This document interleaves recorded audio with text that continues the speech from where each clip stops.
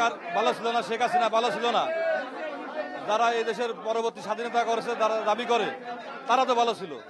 তারা ভালো থেকে এই দেশের মানুষের উপরে যে বর্বর অত্যাচার, নির্যাতন, ধর্ষণ, বিভিন্ন রকমের অত্যাচার নির্যাতন করতেছে। অভয়নগরে আওয়ামী লীগের 400-র উপরে নেতাকর্মীর বাড়ি ভাঙচুর, লুটপাট করে নিয়েছে এবং এলাকা থানার বহু লোক বলছে আওয়ামী লীগ করলে ইউনিয়নে থাকতে দেব না, অভয়নগর উপজেলায় থাকতে দেব না, আওয়ামী লীগ করলে এ দেশে থাকা যাবে না। তাহলে আমরা কোথায় যাব? আমরা এ দেশের মানুষ, আমরা বেঁচে থাকতে চাই, আমরা স্বাধীনতার সপক্ষের শক্তি, আমরা বঙ্গবন্ধুর আদর্শের সৈনিক, আমরা শেখ হাসিনার কর্মী, আমরা বেঁচে থাকতে চাই। আওয়ামী লীগকে আগামী দিন যে নির্বাচন হবে, সেই নির্বাচন আওয়ামী লীগ যাতে নির্বাচন করতে পারে, শেখ হাসিনা যাতে দেশে ফিরে আনতে পারে। শেখ হাসিনা দেশে না আসলে এদেশের সাধারণ মানুষের মুক্তি আসবে না। অভ্যন্তরীণ থাকা অবস্থায় 2 মাস কারা অভ্যন্তরীণ থাকা অবস্থায় আমি মামলা খাইছি। এটা একটা ভিত্তিহীন মামলা। এই মামলা আমি স্যালেন্ডার দিতে আসছি। তো আমার একটু কথা আছে যে আওয়ামী লীগ সরকার ভালো ছিল না, শেখ হাসিনা ভালো ছিল না, যারা এই দেশের পরবর্তী স্বাধীনতা করেছে, যারা দাবি করে তারা তো ভালো ছিল। তারা ভালো থেকে এই দেশের মানুষের উপরে যে বর্বর অত্যাচার, নির্যাতন, ধর্ষণ, বিভিন্ন রকমের অত্যাচার নির্যাতন করতেছে। আর ফ্যাসিস্ট ইউনুস, সুদখোর ইউনুস, তার ব্যাপারে একটা কথা না বললেই নয়। ওনারা নোবেল পুরস্কার দেওয়া হয়েছে। আসলে কি কারণে ওনারা নোবেল পুরস্কার দিচ্ছে আমার বোধগম্য হয় না। উনি এই দেশের মানুষের লক্ষ লক্ষ মানুষে মানে আছে যে সয় সম্মিলন হয়ে পড়েছে, আপনার আছে যে আত্মহত্যা করতে বাধ্য করেছে এই সুদ কারবারি ইউনুস। উনি আমার রাসূলুল্লাহ সাল্লাল্লাহু আলাইহি ওয়াসাল্লামকে নিয়ে কটাক্ষ করে, তামাশা করে যে মা খাদিজারে নাকি আসছে যেখানকে উনি ব্যবসায়ী বলে আসছে যেখানকে উনি শাদী করেছে। ঠিক আছে, যার আগমন দুনিয়াতে না ঘটলে ইউনুসের জন্ম হতো না, আপনার আমার জন্ম হতো না, সৃষ্টি হতো না। ঠিক আছে, সেই রাসূলের নিজে কটাক্ষ করতে পারে ইউনুস, তার কাছে এই জাতি কি আশা করবে আমার বোধগম্য হয় না। সবাই ধন্যবাদ, ভালো থাকেন, ধন্যবাদ। জয় বাংলা, জয় বঙ্গবন্ধু।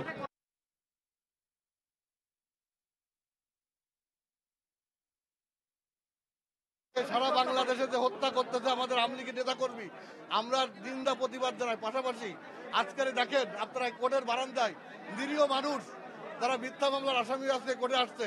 আর দ্বিতীয় কথা হচ্ছে, আপনারা জানেন অভয়নগরে আমাদের এমন কোনো ঘটনা ঘটে নাই যে আমরা আসামি হব সেই মামলার।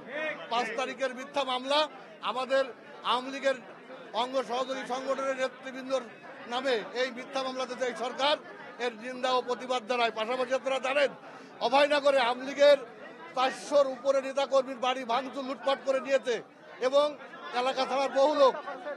আমাদের মিথ্যা মামলা দিয়ে আওয়ামী লীগ, যুবলীগ, ছাত্রলীগ, স্বেচ্ছাসেবক লীগ, মহিলা আওয়ামী লীগের নেতা কর্মীদেরকে মিথ্যা মামলা দিয়ে আমাদেরকে হয়রানি করা হচ্ছে।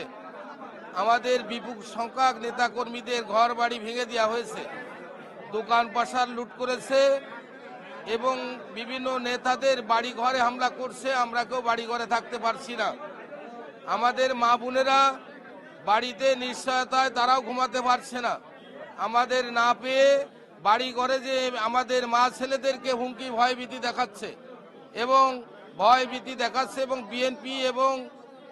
বিএনপি যুবদল এবং জামাতের ছাত্র শিবির ক্যাডাররা প্রতিনিয়ত হামলা চালাচ্ছে। আমাদের নেতা কর্মীদেরকে মেরে ফেলার চেষ্টা করছে, ভয়ভীতি দেখাচ্ছে। বলছে আওয়ামী লীগ করলে ইউনিয়নে থাকতে দেব না, অভয়নগর উপজেলায় থাকতে দেব না, আওয়ামী লীগ করলে এ দেশে থাকা যাবে না। তাহলে আমরা কোথায় যাব? আমরা এ দেশের মানুষ, আমরা বেঁচে থাকতে চাই, আমরা স্বাধীনতার সপক্ষের শক্তি, আমরা বঙ্গবন্ধুর আদর্শের সৈনিক, আমরা শেখ হাসিনার কর্মী, আমরা বেঁচে থাকতে চাই। আওয়ামী লীগকে আগামী দিন যে নির্বাচন হবে, সেই নির্বাচন আওয়ামী লীগ যাতে নির্বাচন করতে পারে, শেখ হাসিনা যাতে দেশে ফিরে আনতে পারে। শেখ হাসিনা দেশে না আসলে এদেশের সাধারণ মানুষের মুক্তি আসবে না। আগামী দিন যে আমাদের সবচেয়ে বড় ব্লক, যেখানে সার সংকট দেখা দেবে, এখনই সার সংকট দেখা দিয়েছে। এদেশের কৃষকরা আগামী দিন না খেয়ে থাকবে, এখনই দুর্ভিক্ষ দেখা দিয়েছে। বাজারে গেলে আমাদের না বিশ্বাস উঠেছে, আমরা বাজার করতে পারছি না। আমাদের আওয়ামী লীগের নেতা কর্মীরা বাজার করতে গেলে টাকা পয়সা কেড়ে নিচ্ছে, বাজার থেকে প্যাকেট কেটে নিচ্ছে, চাউলের বস্তা কেটে নিচ্ছে। আমাদের মা বোনদেরকে বাজারে পাঠালেও বস্তা কেড়ে নেওয়া হচ্ছে। সেই কারণে আমরা আপনাদের কাছে ন্যায় বিচার প্রত্যাশী, দেশবাসীর কাছে আমরা ন্যায় বিচার প্রত্যাশী। আমরা আশা করি এই আইনে অবশ্যই আমরা মিথ্যা মামলা থেকে অব্যাহতি পাবো। 1 নম্বর ওয়ার্ডের আমার 5 আগস্টে আমার দোকানপাট প্রায় 54 থেকে 55 লাখ টাকার মাল সার লুটপাট করে নিয়ে গেছে এবং পরে আমার গাছ কেটে নিয়ে গেছে। আজকে আমরা এখানে হাজিরা দিতে আইছি। আজকেও বিএনপি ছেলেপেলেরা আমার 8টা গাছ এখন অলরেডি কাটতেছে। বাবুলিয়া ইউনিয়নে গরুহাট চাকরি বাজারে গাছ কেটে নিয়ে আসছে। এরা মানুষের বেকায়দা প্রতিষেধক করতেছে। এটা